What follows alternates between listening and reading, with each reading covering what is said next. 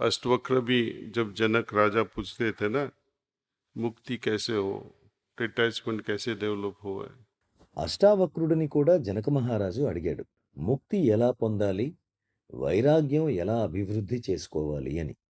మీకు ముక్తిపైన కోరిక ఉంటే, కోరికలను విషప్రాయంగా పరిగణించండి అని వారు రాజుకు చెప్తారు.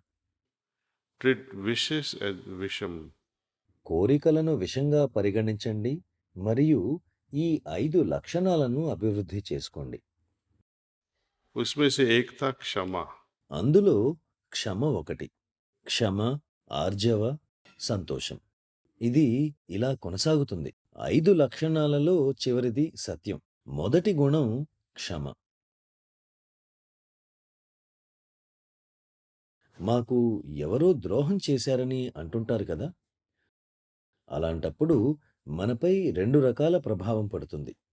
మన మనసుకి, మన మెదడుకి అది ఎప్పటికీ గుర్తుంటుంది.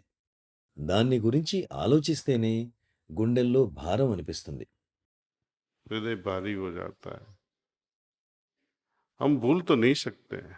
గుండె బరువెక్కుతుంది. మనం మర్చిపోలేం కానీ క్షమించగలం. మనం ఎవరినైనా క్షమించినప్పుడు ఒక రకమైన భారం తొలగిపోతుంది. మనం స్వతంత్రులం అవుతాం. విముక్తి అంటే ఇదే, సంపూర్ణ స్వేచ్ఛ. ఎవరితోనూ ఇచ్చిపుచ్చుకునే లావాదేవీలు ఏమీ ఉండవు.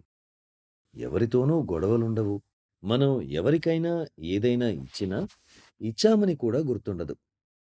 ఒక చేత్తో ఇవ్వడం, మరో చేత్తో మరచిపోవడం. यदि हम क्षमा नहीं करेंगे तो नुकसान किसका है। మనం క్షమించకపోతే నష్టం ఎవరికి? వాళ్ళదేం పోతుంది?